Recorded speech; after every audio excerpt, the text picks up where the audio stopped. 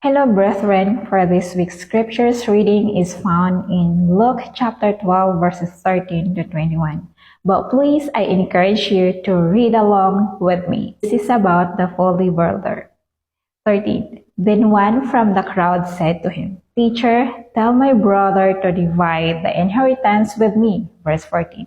But he said to him, Man, who made me a judge or an arbiter over you?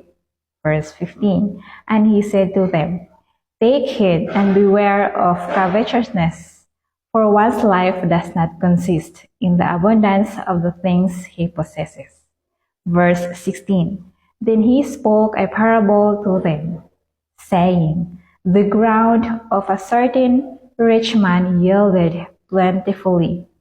And verse 17. And he thought within himself, saying, That shall I do, since I have no room to store my crops?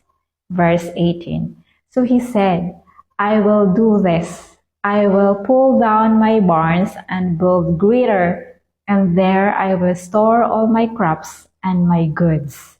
Verse 19. And I will say to my soul, Soul, you have many goods laid up for many years. Take your ease. Eat, drink, and be merry. 20. But God said to him, Fool, this night your soul will be required of you. Then whose will those things be which you have provided? Verse 21. So is he who lays up treasure for himself and is not rich toward God. The Victorians in Britain built expensive shrines to conspicuous wealth, towers on hilltops with lavish stonework. We call them follies. Were those who built them fools?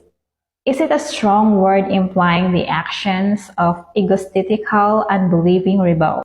Everything about the attitude of the farmer in this parable indicates self-centered greed, with a desire to flaunt and enjoy his newfound wealth. What is the farmer's folly?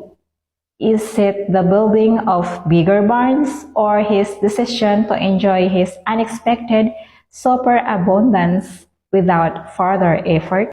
Both demonstrate the short-sightedness of selfishness. The great issue, though, is his attitude to God. Success at work and unexpected inheritance, a fat pension, can all bring the same enticing visions of luxury, comfort, and ease. Why not? I earned it, is the common cry. But the farmer had not earned it. It was God's kind gift to him.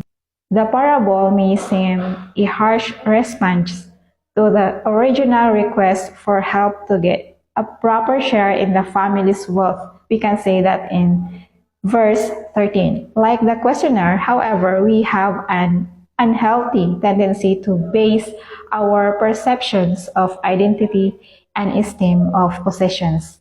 Jesus remains interested in how rich we are in our relationship with God.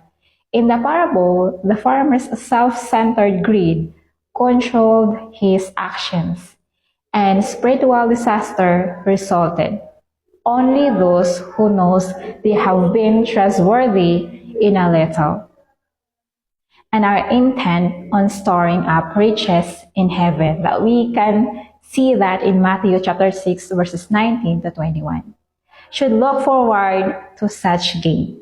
It is better to cultivate the attitude Paul recommends in 1 Timothy chapter 6 verse 6 to 10. Enjoy the basics. And that's all for today. Thank you for watching.